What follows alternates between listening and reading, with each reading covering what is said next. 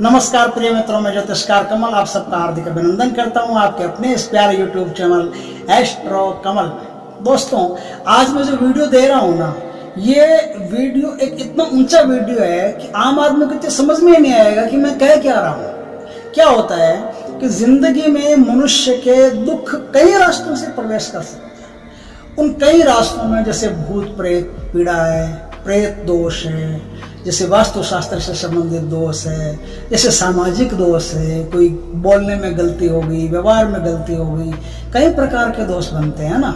जन्म कुंडली में ग्रह नक्षत्र खराब है, जन्म कुंडली में बुरे योग बन रहे हैं, काल सर्प दोष बन रहा है, ऐसे बहुत सारे दोष बन रहे हैं जिसके कारण से आदमी के जीवन में भूचाल आ जाता है, आदमी का जीवन नरक जैसा बना रहता है। लेकिन आपने कभी इस बात पर गौर नहीं किया होगा, या किया होगा तो ही मुझे पता नहीं है, लेकिन नहीं किया होगा। अधिकांश चांस तो यह है कि ये जो बात आज मैं बता रहा हूं, इस बात पर गौर नहीं किया होगा। क्या कारण है कि इस दुनिया में 1000 तरीके से दुख प्राप्त होता है आदमी को। उन 1000 तरीकों में एक ऐसा तरीका भी है जो कंटिन्यू दुख ही दे सकता है, और वो तरीका है आपकी जमीन का खराब होना। मैं कोई वास्तुशास्त्र की आज बात नहीं बता रहा हूँ कि वास्तुशास्त्र में ये होता है, वास्तुशास्त्र में नहीं, वास्तुशास्त्र की बात नहीं बता रहा हूँ। मैं एक बहुत ऊंचे संतों की सिद्धि बता रहा हूँ, बहुत ऊंचे संतों के कुछ योग के ऐसे सूत्र बता रहा हूँ जिससे आपकी जो भूमि है, जो आपको खा रही है, आपको चाट रही है, आपको निगल रही है, वो आपको वर्धन करने वाली हो जाएगी, सोना उगलने वाली हो जाएगी। ये जो तकनीक है, जो टेक्निक लाया हूं मैं आज, ये एक बहुत ऊंची विद्या है जो मैं आपके साथ बांटना चाहता हूं। आपने सोचा भी नहीं होगा, कभी कल्पना भी नहीं की होगी कि जमीन के कारण भी आपके जीवन में दुख प्रकट हो सकता है। लेकिन ये एक अकाट्य सत्य है कि जो दुख वास्तुशास्त्र के खराब, वास्तु के खराब होने के कारण नहीं होता है, जो दुख कुंडली के खराब होने के कारण नहीं होता है, जो दुख भूतों प्रेतों से भी नहीं होता है। क्या कारण है भाई? भूत प्रेत हुआ, आपको लगा कि भूत प्रेत हो तो किसी तांत्रिक से जाके कटवा लिया, आपको लगा कि कुंडली में दोष है तो किसी पंडित को दिखा करके पाठ पूजा करवा करके आपको लगा कि हाँ ये दोष कट गए। आपको वास्तुशास्त्र में लगा कि ये दोष है तो आप वास्तु रेमेडीज कर लेंगे, ये तोड़ फोड़ करना, बिना तोड़ फोड़ के रेमेडी करना, ऐसा कुछ कर लेंगे तो आपको लगेगा कि हाँ दोष शांत हो गया। लेकिन जो दोष भूमि का है वो तो आपको पता भी नहीं चलेगा कि ये दोष भूमि का, इसके कारण हम दुख पा रहे हो। एक नहीं, पीढ़ियां की पीढ़ियां दुख पाती रहती है। इस प्रकार से आदमी दुखी होता रहता है, उससे जिंदगी पर पता भी नहीं चलता। आज मैं कुछ सूत्र बताऊंगा जिससे पता चल जाएगा कि आप जिस भूमि में रहते हैं वो भूमि कैसी है, आपके लिए क्या करने वाली है, आपको कहाँ ले जाके छोड़ेगी। तो उसके क्या है, कुछ सूत्र जान लेने जरूरी है। दोस्तों, भूमि 4 प्रकार की बताई गई है। उन 4 प्रकार की भूमि में पहली भूमि है देवभूमि। देवभूमि की विशेषता होती है कि उस देवभूमि पर रहने वाले जो लोग होते हैं ना, उनमें आपस में प्रेम होता है, सहयोग की भावना होती है, अच्छी उनमें ग्रोथ होती है, इनकम भी अच्छी होती है, पूरा परिवार से कुशल रहता है, बीमारियां नहीं होती, स्वस्थ रहते हैं। इस प्रकार से वो जो भूमि होती है वो वर्धन करने वाली होती है, और आदमी उसमें डेवलप करता है। कोई रोजगार भी वगैरह करता है तो आदमी उसमें डेवलप होता है, किसी प्रकार का काम धंधा हो उसमें उसका उत्सर्जन होता है, वो विकास करता है। लेकिन एक और भूमि होती है जिसे सुप्त भूमि कहा जाता है। सुप्त भूमि की विशेषता होती है कि वो भूमि आपसे मेहनत तो बहुत करवाती है लेकिन बदले में देती कुछ नहीं। आप खाना खा लो, आराम से सो जाओ, छोटी मोटी जो दैनिक रोजगार की चीजें हैं बस वो कर लो। ज्यादा उस भूमि में आप कुछ कर नहीं सकते, क्योंकि आपकी एक तो इनकम नहीं बढ़ेगी, दूसरा इनकम बढ़ गई तो आपका खर्चा भी बराबर बढ़ जाएगा। इनकम और खर्चा बराबर बढ़ जाएगा तो आपके बैलेंस कुछ नहीं बचेगा। उसमें हल्का फुल्का ठीक ठाक भी रहता है, तो हल्का फुल्का उतार चढ़ाव भी चलता रहता है। स्त्रियां हल्की फुल्की बीमार भी पड़ती रहती है, पुरुष भी बीमार पड़ते रहते हैं, ठीक भी हो जाते हैं। ऐसा ही उतार चढ़ाव रहता है, कभी लगता है खुशी, कभी लगता है गम, कभी लगता है खुशी, कभी लगता है गम। बस इसी तरह से ये जो भूमि होती है ये सुप्त भूमि कहलाती है। सुप्त भूमि में ये होता है कि सिर्फ मेहनत होती है और कोई खास उसमें डेवलपमेंट आदमी का नहीं होता। तो सुप्त भूमि को जागृत करने के लिए योगियों ने, सन्यासियों ने, ऋषियों ने, मुनियों ने ऐसे 9 सूत्र बनाए जिनके कारण से आप उस सुप्त भूमि को जागृत कर सकते हो और उस भूमि में रह करके आप अच्छा डेवलपमेंट कर सकते हो। लेकिन इसके बाद में एक भूमि और होती है जिसे पैशाचिक भूमि कहते हैं, मृत भूमि कहते हैं। ये सुप्त है, वो मृत है। मृत भूमि और पैशाचिक भूमि, इन नामों से उसको पुकारा जाता है। उस भूमि में रहने वाले आदमी का जो दिमाग है ना, ये अलग ही दिशा में दौड़ता है। अच्छा पैसा कमा लेता है उस भूमि में रहने वाला आदमी, लेकिन पैसा लगा कहाँ ये उसे जिंदगी भर पता नहीं चलता। आदमी अच्छा डेवलपमेंट करता हुआ दिखता है, लेकिन अंदर से बिल्कुल खोखला होता उसके पास कुछ भी नहीं है। स्वास्थ्य एकदम बढ़िया दिखता है, लेकिन भीतर से ऐसे ऐसे घाव, ऐसी ऐसी बीमारियां पड़ी रहती है, उसे खुद पता तक नहीं रहता और एक दिन चल बसता है। ऐसी भूमि पर रहने वाली स्त्रियां प्राय लगभग बीमार सी रहती है, और अधिकांश स्त्रियों के लिए भूमि ज्यादा खराब होती है। स्त्रियों पुरुषों दोनों के लिए खराब होती है, लेकिन औसतन स्त्रियां इस भूमि पर ज्यादा बीमार पड़ती है। उनको हड्डियों से संबंधित, उनको दमा से संबंधित, उनको कई प्रकार की बीमारियां घेर करके रखती है। ऐसे स्थान पर रहने वाले के घर में कोई ना कोई सदस्य हमेशा बीमार रहता है। ऐसा आदमी अगर उसके पास 5 करोड़, 10 करोड़, 50 करोड़ रुपया भी हो, तो भी एकदम उसके हाथ से ऐसे फिसल जाएगा उसे पता भी नहीं चलेगा कि कब आया कब गया, और हाथ खाली, एकदम दीनानाथ हो गया, बस काम खत्म। इस प्रकार से हर प्रकार से आदमी को संकटों दुखों में ऐसा आगे ले जाके घेरती है कि आदमी फिर वापस जाने का रास्ता तक नहीं मिलता उसको, ऐसे चक्रव्यूह में ले जाकर के डाल देती है। तो इस भूमि का नाम होता है पिशाच भूमि।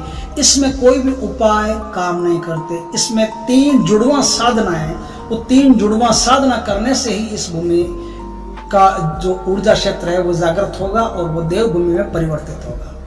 पहले ये मानव भूमि बनेगी, सुप्त भूमि बनेगी, सुप्त भूमि के बाद में जागृत भूमि बनेगी, जागृत भूमि के बाद में ब्रह्म भूमि बनेगी। अब ब्रह्म भूमि क्या है? ब्रह्म भूमि एक चौथी या पहली, इधर से गिनो तो चौथी, इधर से गिनो तो पहली, किधर से गिनो 1 नंबर पे या चौथे नंबर पे ब्रह्म भूमि का नाम आता है। ब्रह्म भूमि उसे कहते हैं जिस भूमि पर जाते ही आपका मन अपने आप शांत हो जाता है, आपको कुछ करना नहीं पड़ता। उस भूमि पर गए, पैर रखा, मन शांत हो गया।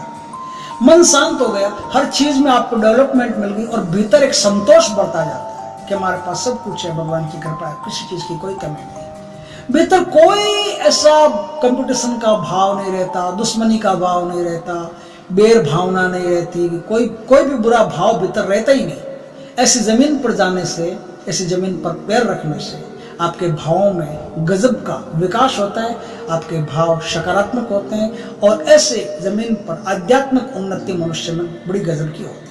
इस प्रकार से 4 भूमियां हैं। इन 4 भूमियों में जो सुप्त भूमि है उसके जागृत करने के आज मैं कुछ उपाय बताता हूं। यदि वो उपाय आपने कर लिए तो आज जिस भूमि पर आप रह रहे हो और 1 रुपया भी नहीं बच रहा है, और जिस भूमि पर रह रहे हो और स्त्रियां बीमार सी रहती है, जिस भूमि पर रहते हो ढाक के वही 3 पात रहते हैं, जिस भूमि पर रहते हो आपके बच्चों की शादियों में बड़ी दिक्कत आती है, जिस भूमि में रहते हो गृहस्थ जीवन सुखमय तो नहीं चलता है, बस ये मान सकते हैं सुखमय नहीं चलता। तो उस भूमि के लिए क्या है, आज मैं 9 सूत्र ऐसे बताऊंगा, 9 उपाय ऐसे बताऊंगा जिनको करके आप उस भूमि को जागृत कर सकते हो। और भूमि अगर वो जागृत हो गई तो आपकी उस भूमि में चहुमुखी प्रगति होगी, चारों तरफ से विकास होगा, आपको किसी चीज के लिए मुड़ के नहीं देखना पड़ेगा। तो वो 9 सूत्र कौन से हैं? दोस्तों, पहला सूत्र यह है कि आपको 50 ग्राम पारा लेके आना पड़ेगा और शुक्ल पक्ष के किसी भी बुधवार को जो शुभ मुहूर्त हो, शुभ समय हो, उस शुभ समय में घर का जो ब्रह्म स्थान बनता है ना, उस ब्रह्म स्थान में 1 हाथ का गड्ढा खोद करके, और ब्रह्म स्थान समझ गए होंगे, नहीं समझे फिर बता देता हूँ। जमीन की लंबाई चौड़ाई दोनों को जोड़ो, दोनों को जोड़ करके जो बीच का सेंटर पॉइंट बनता है, एकदम मध्य बिंदु बनता है, उसे ब्रह्म स्थान कहते हैं। आपका पूरा जमीन जैसे 100 बाई 100 है, 100 फुट बाई 100 फुट। अब उसमें से जो ब्रह्म स्थान बनेगा वो 100 को 100 से गुणा करके, अब आप देख लो कि ब्रह्म स्थान कहाँ बनता है, यानी कि आपकी जमीन का जो सही सेंटर पॉइंट होगा, जहाँ एकदम सही नाका है, बस ये एकदम बिल्कुल बीच है, बिल्कुल मध्य अवस्था है, उस मध्य अवस्था ही को ब्रह्म स्थान कहते हैं। उस ब्रह्म स्थान में 1 हाथ का खड्डा खोद के शुभ मुहूर्त में बुधवार के दिन आपको 50 ग्राम पारा कांच की शीशी में लेकर के भरना पड़ेगा। अगर इस तरह से आप कर देते हो, बाद में अगर ये जगह आपकी कोई फ्लैट में, कोई बंगले के अंदर आती हो, मकान के अंदर, कोई फैक्ट्री के अंदर आती हो, तो उस जगह आपको छेद करके फिर पारा भरना पड़ेगा और उसके बाद में आप वापस अपना जो पर्स है वो कर सकते हैं, ठीक कर सकते हैं। इस प्रकार से इस पारे को आप लगा सकते हैं। दोस्तों, यदि इस प्रकार की भूमि में आप रहते हैं जो जागृत नहीं है, जो सुप्त भूमि है, और आपको कोई रिजल्ट नहीं मिल रहा है, मेहनत करने के बाद भी कोई रिजल्ट नहीं मिल रहा है, तो उस भूमि में आपको क्या करना पड़ेगा? एक तो शंखाउली आती है, शंखाउली का पौधा आता है, शंखाउली का पौधा आता है, और एक आती है अमरबेल। ये दो चीजें आपको लानी है कहीं से, ला करके शुभ मुहूर्त में इन दोनों चीजों को अपने उस स्थान पर लगा देना है। एक काम और है, यदि आप कर सकते हो, यदि आपसे हो जाता है तो सबसे बढ़िया है, अमरबेल की जो जड़ आती है या फिर खुद अमरबेल है, उसके टुकड़े करके, छोटे छोटे टुकड़े करके कांच से, और चांदी की जो पन्नी आती है ना, चांदी का बर्क आता है, चांदी के बर्क में उसको लपेट करके आपका जो भवन है, बिल्डिंग है, कुछ भी बनी हुई है, उसके जो चारों दिशाएं बनती है ना, आपकी जमीन की हो, जमीन के अलावा कहीं नहीं जाना है, आपकी जमीन की जो चारों दिशाएं बनती है, उन चारों दिशाओं में 4 टुकड़े आप जमीन के नींव में गाड़ दो, जिसकी नींव बन रही है नींव के अंदर गाड़ दो। अगर ये संभव नहीं हो पाए तो कोई दिक्कत नहीं है, आप अमरबेल लगा लो खाली घर में, और शंखावली का पौधा लगा लो, बस इतना करने से ही आपका बेनिफिट शुरू हो जाएगा, उसी दिन से शुरू हो जाएगा दोस्तों। और क्या है, तीसरा नंबर का उपाय है कि गाय जो होती है ना, गायों को आप अपने उस स्थान पर आने दिया कीजिए, उनको मतलब हिला लीजिए, ऐसे हिला लीजिए का मतलब ऐसे पकड़ के नहीं हिलाना, हिला लीजिए का मतलब है कि उनको आने जाने का रास्ता बता दीजिए कि यहाँ आ जाए या यहाँ से चली जाए। मतलब यह है कि आप गायों को कुछ खाने को पीने को देते रहेंगे, घास दिया, गुड़ दिया, रोटी दिया, घास दिया, गुड़ दिया, रोटी दिया, तो वो आती रहेगी बार बार। अगर वो बार बार आती रहेगी ना, तो आपके उस जमीन में जागृति पैदा हो जाएगी, और वो जो सुप्त जमीन है वो जागृत जमीन बन जाएगी, उसमें डेवलपमेंट शुरू हो जाएगी। अब बताता हूँ चौथे नंबर का उपाय दोस्तों। गुरुवार जो है ना, गुरुवार शुक्ल पक्ष का प्रथम गुरुवार हो, उस दिन क्या करना, आपको किसी बर्तन में थोड़ी सी केसर घोलनी है, थोड़ी सी केसर लीजिए और किसी बर्तन में आप घोल लीजिए। उस बर्तन में और क्या मिलन है, और मिलन आपको गुलाब जल, गंगा जल, केवड़े का जल, गौमूत्र, गाय का कच्चा दूध और सादा जल, ये 6 चीजें उसमें मिला लेंगे। थोड़ी सी गुड़ की डली मिला लेंगे। ये मिला करके आप उसको आराम से घोल करके, कि भाई केसर घुल जानी चाहिए, पूरी केसर बाकी नहीं रहनी चाहिए, केसर पूरी घुल जाए। अब उस पानी है, उस पानी का छिड़काव आप उस पूरी जमीन पर कर दीजिए। अगर ऐसा करते रहेंगे, हर गुरुवार को ऐसा करते रहेंगे, तो आपकी जमीन सोना उगलने वाली जमीन बन जाएगी। आपका जो भवन में रहते हो, कोई भी प्रकार की परेशानी हो, चाहे उसे बेचना हो, चाहे और खरीदना हो, उसमें दिक्कत आ रही हो, देखिए एक जमीन अगर ऐसी आ जाती है, और आप अगर और भी जमीनें खरीदना चाहते हो, तो फिर आपके लिए मार्ग ब्लॉक कर देती है, फिर नहीं खरीदने देती, फिर आपके कोई प्रकार की नई जमीन का सौदा नहीं होता। अगर दूसरी कोई जमीनें बेचना चाहते हो तो वो बिकती नहीं, खरीदना चाहते हो तो खरीदने में नहीं आती, अच्छे भावों पर मिलती नहीं। इस प्रकार से बहुत सारी परेशानी एक जमीन के कारण से आपको हो जाती है। आप सोचते हैं छोड़ करके चले जाए, नहीं, जैसे उसको छोड़ करके जाने की कोशिश करोगे, उसकी नेगेटिव ऊर्जा आपको घेर लेगी, फिर आप जहां कहीं भी जाओगे ना, उस जमीन को भी वैसे ही बना दोगे जैसे छोड़ के आए हो। इस प्रकार से आप फंस गए, और अब आपके लिए ये ऑप्शन बनता है कि आप जो है वो इस जमीन को उद्धार कर लो। तो 4 उपाय मैंने बताए, इन चारों उपायों को आप करके अच्छी तरह से अपनी जमीन को जागृत कर सकते हो। अगला उपाय बताता हूँ दोस्तों।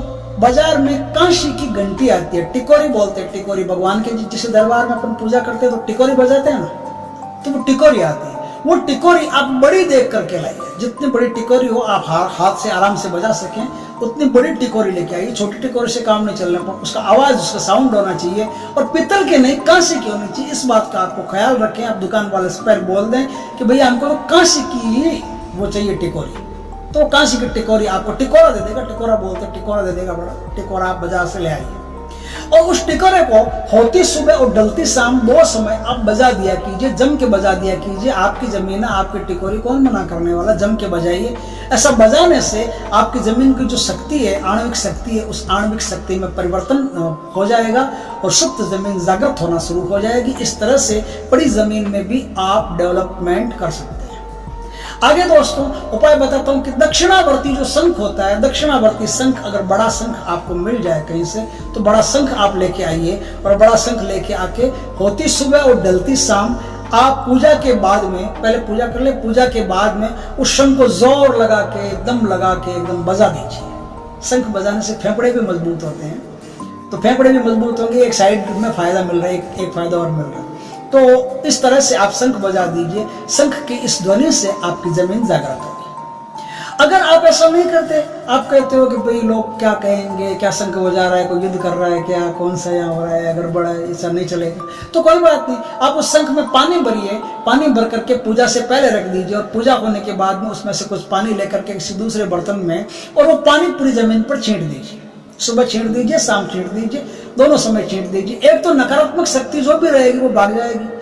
क्या होता है कि कोई भी जमीन सुप्त या मृत नकारात्मक शक्तियों के कारण ही होती है, और शंख का ये जो पानी आप छिड़केंगे ना जमीन पर, इससे नेगेटिविटी जमीन की टूटेगी, ब्रेक होगी, फिर वो हटेगी, नेगेटिविटी हट गई, टूट गई, तो आपकी जमीन जागृत हो जाएगी, देवभूमि भी बन सकती है। तो ये जमीन इस तरह से आपको फायदा देने वाली बन जाएगी। दोस्तों, कांसी की जो थाली आती है, कांसी की थाली को ब्रह्म स्थान में बैठ करके लकड़ी से थोड़ी देर पीटने से भी आपकी जमीन जागृत होती है। ये कुछ उपाय हैं, मैंने बताए हैं, इनको करने से आपकी जमीन जागृत होती है। लेकिन अब जो मैं बात बता रहा हूँ, ये खाली सुप्त जमीन को जागृत करने के उपाय हैं। अगर आपकी जमीन डेड है, मृत जमीन है, अगर आपकी जमीन महानकारात्मक शक्ति देने वाली जमीन है, तो फिर इन उपायों से कुछ नहीं बनेगा। ये बाद में काम आएंगे, जमीन को जागृत होने के बाद।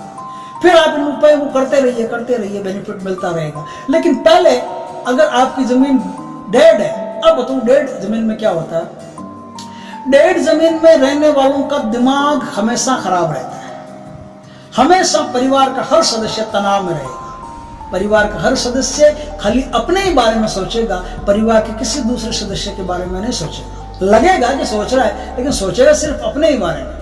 ऐसे आदमी स्वार्थी होते हैं, मतलबी होते हैं। यह उनका दोष नहीं है, जमीन का दोष है कि जमीन में पैर रखने की वजह से, रात दिन सोने उठने की वजह से उनका जो स्वभाव है वो इस तरह से हो गया है।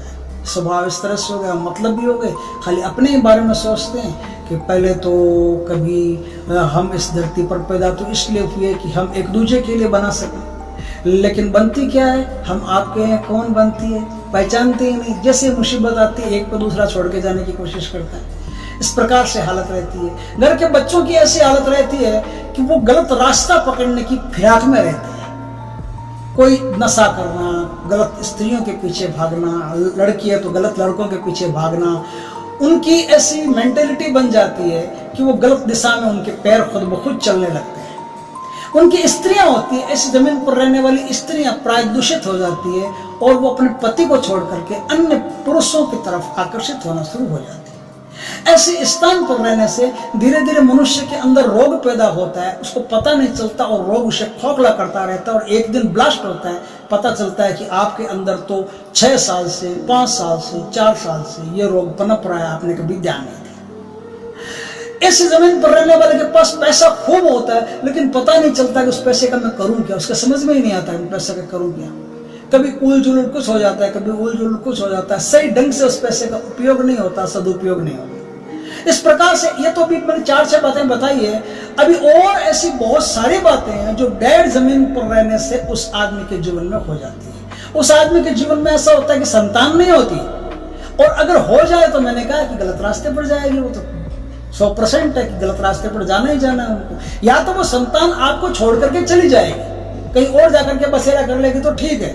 अगर कहीं और जाके बसेरा नहीं करती है, आपके साथ ही रहती है, उसी जमीन पर रहती है, तो वो गलत रास्ते पर जाएगी। और अगर फिर भी वो गलत रास्ते पर नहीं जाती है तो उसकी प्रगति जो है, उसकी उन्नति जो है वो ठप हो जाती है, रुक जाती है। फिर उसके जीवन में कोई नया सवेरा नहीं होता, कोई नया फूल नहीं खिलता। इस तरह से जमीन बड़ी बेरुखी वाली जमीन है। अब आप सोचते हो कि इस जमीन को छोड़ करके दूसरी ले लेंगे, अपना कहना है। अब इस जमीन पर आप एक बार रह गए ना, तो आपकी ऊर्जा को इस जमीन ने अपनी ऊर्जा में मिला लिया, आपके ओरा को अपने ओरा में मिला लिया। आपकी जो तरंगे हैं शरीर से छूटने वाली, वो सारी तरंगे अब उस भूमि से संबद्ध हो गई, जुड़ गई है। अब आप ब्रह्मांड में कहीं भी चले जाओ, जहां जाओगे, जहां जाइएगा हमें पाइए, जहां जाओगे वहां ऐसी ही स्थिति आपको मिलेगी। उस जमीन को भी होगा देवभूमि होगी, तो भी आपकी ऊर्जा कोशिश करेगी उसे राक्षसी पैशाचिक भूमि बनाने की। आपकी ऊर्जा अपने आप में सुधरेगी नहीं, आपकी ऊर्जा अच्छी नहीं बनेगी। आपकी ऊर्जा अगली जमीन को जहां आप जाओगे उसे और खराब करेगी, उसे और खराब करने की कोशिश करेगी। वो यदि बहुत गहरे संतों की, फिर तो आपका कोई उसमें दम नहीं लगेगा, कोई बस नहीं चलेगा। लेकिन अगर जहां तक आपका दम लगेगा, आपकी ऊर्जा का दम लगेगा, वो उस जमीन को भी खराब करने में रहेगी। तब क्या, अगर ऐसी जमीन पर ही आप रहते हो, छोड़ के जाने का विकल्प आपके पास है ही नहीं। आप खाली कल्पना कर सकते हो कि क्या ऐसा वीडियो देके छोड़ के चले जाएंगे, नहीं, ऐसा संभव नहीं। लेकिन एक उपाय है, जिस उपाय को करके आप चाहो तो उस जमीन को देवभूमि बना सकते हो, ब्रह्म भूमि बना सकते हो, जागृत भूमि बना सकते हो। उस स्थान पर, जो स्थान मनुष्य के लिए एक अभिशाप सा है, उसे वरदान सा बना सकते हो। जो जमीन आपको शौक रही है, उसे सोना उगलने वाली बना सकते हो। अब ये मैं 3 साधना एक साथ बताऊंगा। ये तीनों साधना क्रमबद्ध होगी। इन तीनों साधनाओं का एक ही क्रम रहेगा, एक ही स्थान पर होगी और एक ही धार में होगी। हर साधना अलग अलग दिनों की है, लेकिन एक साधना खत्म होते ही दूसरी साधना अपने आप शुरू हो जाएगी। समझे बात को? एक साधना खत्म होते दूसरी साधना अपने आप शुरू हो जाएगी। थोड़ा सा लंबा समय लगेगा, लेकिन क्या है कि यदि आपकी संतान खराब होती हो, घर की स्त्रियां दूषित होती हो, घर में बीमारियां पैदा होती हो, घर का पैसा बर्बाद होता हो, इससे बढ़िया है कि थोड़े दिन लगा ले, थोड़े दिन मेहनत कर ले। तो थोड़े दिन मेहनत करके आप इस साधना को सुचारू कर सकते हो, इस साधना को सक्रिय कर सकते हो, इस साधना को सिद्ध कर सकते हो।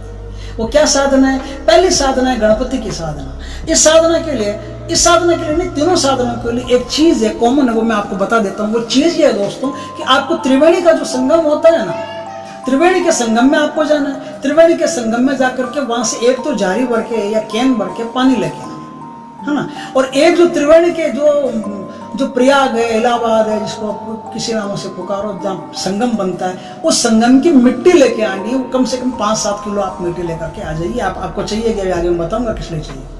ये 5-7 किलो मिट्टी कम से कम आपके पास होनी चाहिए, और ये पानी आपके पास होना चाहिए। ये दोनों चीजें आपके पास होनी चाहिए। अगर ये दोनों चीजें आपके पास है तो अब आपकी आगे साधना शुरू होती है।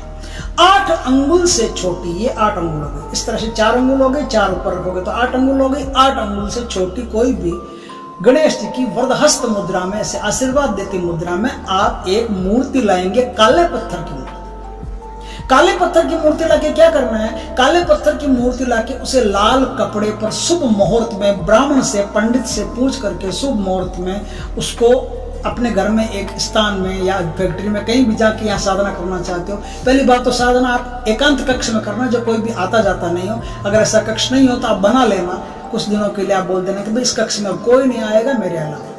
साधना के कुछ नियम है जिनको फॉलो करना पड़ता है। तो एक तो ब्रह्मचर्य का पालन तब तक करना पड़ेगा, झूठ नहीं बोलना पड़ेगा, कम से कम बात करनी पड़ेगी, क्रोध नहीं करना पड़ेगा, भूमि पर सोना पड़ेगा, ढीले कपड़े पहनने पड़ेंगे, अच्छाई बरतनी पड़ेगी, किसी प्रकार का मंद मांस वगैरह, नशा वगैरह नहीं करेंगे, किसी की बुराई नहीं करेंगे, हमेशा अच्छे अच्छे कर्म करेंगे। ये जो नियम बनते हैं, ये नियम सबके लिए, सब साधनाओं में कॉमन लागू होते हैं, वो भी आपको फॉलो करने पड़ेंगे।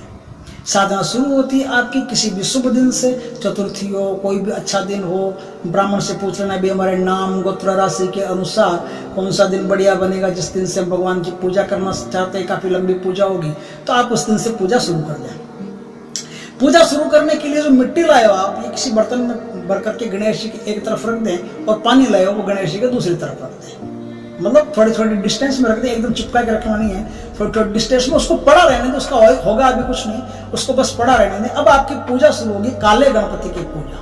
ये काले गणेश जी की जो पूजा है, ये ओम भू गणपतये नमः। ओम भू भू भू भू का अर्थ होता है भूमि, भूमि है ना जमीन। ओम भू गणपतये नमः, इसी मंत्र से पूरी पूजा शुरू होगी। इस पूजा में ध्यान रखने वाली एक बात है कि इस पूजा में आपको लाल रंग की लगभग चीजें लाल रंग की चाहिए। जैसे दूध सफेद होता है तो उसको तो आप लाल करने का कोई उपाय नहीं, कलर बदल डालना नहीं है।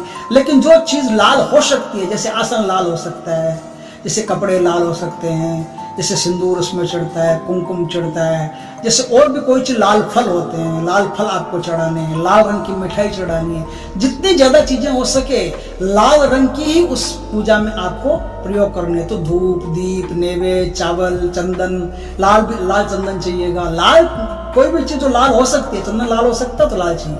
तो लाल इस प्रकार की लाल चीजें लाए, धूप, दीप, अगरबत्ती, नैवेद्य, कुमकुम, जनेऊ का जोड़ा, जो भी पूजा में आपके पंडित बताता है कि ये चीजें पूजा में चाहिए, वो चीजें सारी आप लाल रंग की लेकर के आए। कमाल की एक सबसे इंपॉर्टेंट बात यह है कि उसमें मेहनत करनी पड़ेगी, ढूंढना पड़ेगा कि वो चीज कहाँ मिलती है।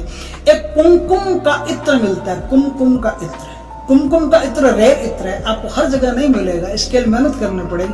जो इत्र बेचने वाले, उन इत्र बेचने वालों से पूछना पड़ेगा, उनमें भी कोई खास जानकार होगा, वही आपको कुमकुम का इत्र दे सकता है। तो कुमकुम के इत्र को आप पहले से ही ला करके तैयार रखिए, क्योंकि इसमें जो सारी शक्ति होगी वो कुमकुम का इत्र जो होगा उसका फाया भर के आप गणेश जी को चढ़ाओगे ना, वहीं से आपका प्रोग्राम शुरू होगा। ये 21 दिन की साधना होगी और 21 माला आपको रोज की रुद्राक्ष की माला से या लाल चंदन की माला से या लाल मूंगे की माला से, इन तीनों में से किसी भी माला से आपको जाप करना पड़ेगा। तो इन तीनों में से किसी भी माला से आपको जाप करना पड़ेगा। इस प्रकार से आप जाप करके फिर आप एक साधना से फ्री होते हैं। साधना खत्म होने के बाद में 11 बच्चों को एक लड्डू, 1 रुपये का सिक्का और एक किसी प्रकार का फल, एक लड्डू, एक किसी प्रकार का फल, लाल ही फल देना, किसी को कोई भी प्रकार का अनार हो, सेव, कोई भी प्रकार का फल, लाल फल, लाल फल, लड्डू और 1 रुपये का सिक्का, या फिर दक्षिणा 1 रुपये से ज्यादा भी दे सकते हो।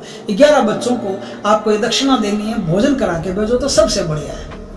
ऊपर मैंने जो एक बात बताई ना कि 9 उपाय बताता हूँ, 9 उपाय में भी एक उपाय ये है कि आप हर महीने 9 कन्याओं को अपने घर बुला करके भोजन करवाते हो तो सबसे बेस्ट रहता है। भोजन करवाते हो उनको माता मान करके उनका आशीर्वाद लेते हो तो भी आपकी जमीन जागृत होती है। और यदि रोज आप गीता का पाठ पढ़ते हो, रोज अगर गीता का अध्ययन करते हो, आप सोचते हो कि हमको तो गीता आती नहीं संस्कृत में, तो कोई दिक्कत नहीं है, आप हिंदी में पढ़ लो। गीता प्रेस गोरखपुर की गीता आती है, छोटी छोटी गीताएं आती है वहाँ की, चाहे तो कहीं से ले लो, अड़कड़ानंद जी की गीता ले लो, गीता प्रेस गोरखपुर की गीता ले लो, श्लोक एक ही, अर्थ एक ही, तो वो कहीं से भी गीता ला करके हिंदी में उसका अर्थ अनुवाद पढ़ सकते हो। भगवान से प्रार्थना करनी, श्रद्धा से कोई काम करोगे तो आप किसी भी तरीके से करो, आपका काम सही होगा। श्रद्धा से विनम्र प्रार्थना करके भगवान से आप रोज गीता का पाठ किया कीजिए, इससे आपकी जो भूमि होगी वो भूमि जागृत होगी। गीता का पाठ करना कैसे, ऐसे चुप चुप नहीं करना, थोड़ा सा आवाज साउंड निकाल के करना। यदि संस्कृत में आप पाठ करते हो, संस्कृत में आप पाठ करते हो ना, थोड़ा सा उच्चारण जोर से करके आपको बोलना है। और यदि हिंदी में करते हो तो भी मुंह से शब्द निकलने चाहिए, क्योंकि ये शब्द गीता से संबंधित है, तो उस ऊर्जा में परिवर्तन पैदा करेंगे। ये साधना एक हो गई आपकी गणेश जी की साधना। 11 दिन की, 21 दिन की साधना, 21 मंत्र रोज के, 21 माला रोज की जपनी है। इस प्रकार से आपको कोई ज्यादा टाइम नहीं लगेगा, बस थोड़ी सी देर में आपकी साधना हो जाएगी। कोई ओम भू गणपति नमः छोटा सा मंत्र, कोई खास मंत्र नहीं है, तो इसी मंत्र से आपकी पूजा होगी, इसी मंत्र से सब कुछ होगा, तो कोई दिक्कत वाली बात नहीं है। आपका काम फटाफट हो जाएगा, चिंता की कोई बात नहीं है। कोई घंटा आधा घंटा लगेगा, उसमें आप आराम से कर सकते हो, कोई दिक्कत नहीं है। बाद में आप अपना काम करो, रोजमर्रा का दैनिक काम करो, कोई दिक्कत नहीं है।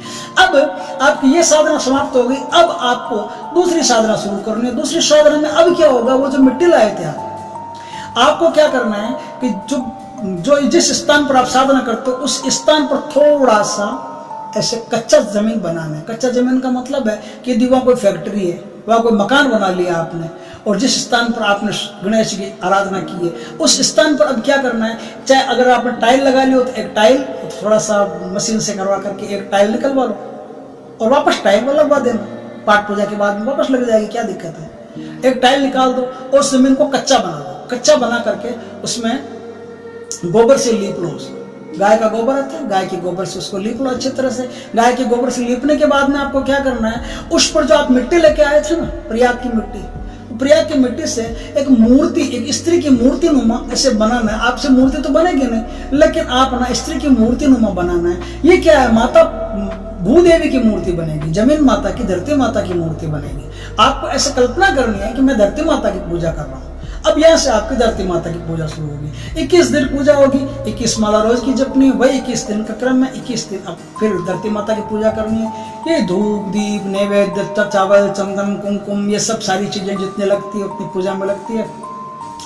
और अब आपको 21 दिन तक पूजा करनी है और 21 दिन तक पूजा में वही इत्र भी चढ़ाना है, वही आपका आसन रहेगा, वही दिशा रहेगी, सब कुछ वही रहेगा, कोई दिक्कत नहीं है इसमें।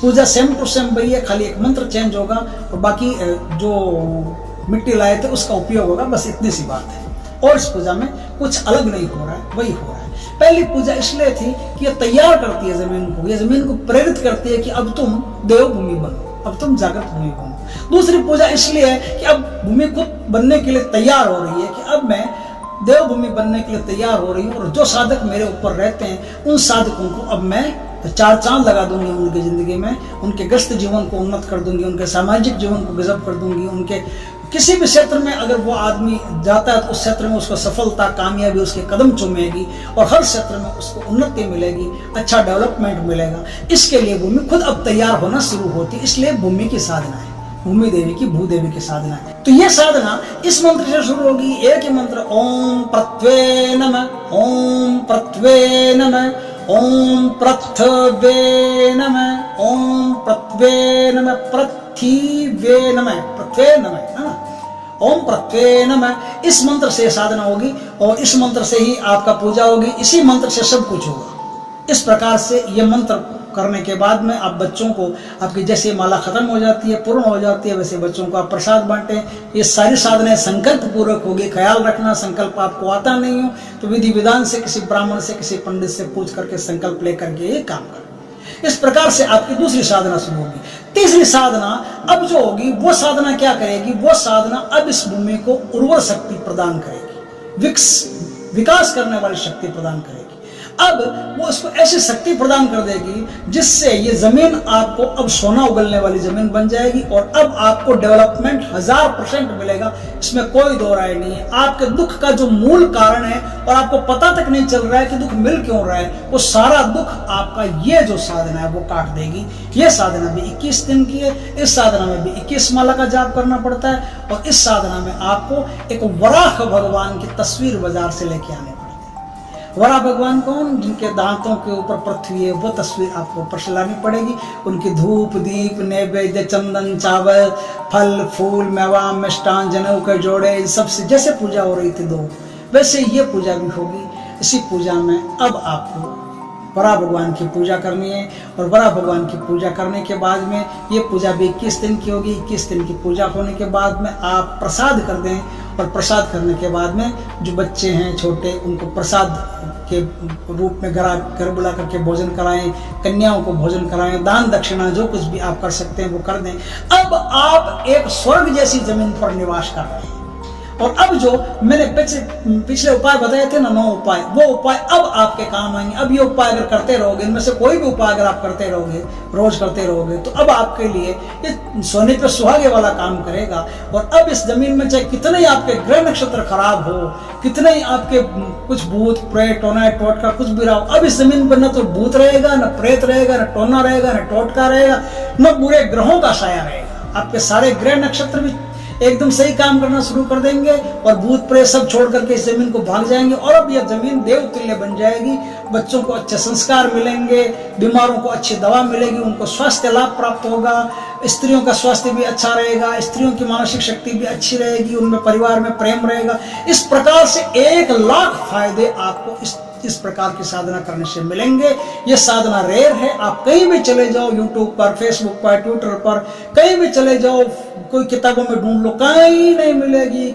हाँ, अगर किसी संतों के साथ आपने सानिध्य किया तो ही ये साधना आपको प्राप्त हो सकती है। और यह साधना आपके जीवन में कितना महत्व रखती है, इसका इस साधना को करने के बाद में पता चलेगा, जब आपका जीवन एकदम लिफ्ट करेगा, एकदम ग्रो करेगा, एकदम आपके जीवन में उन्नति होगी, तब पता चलेगा।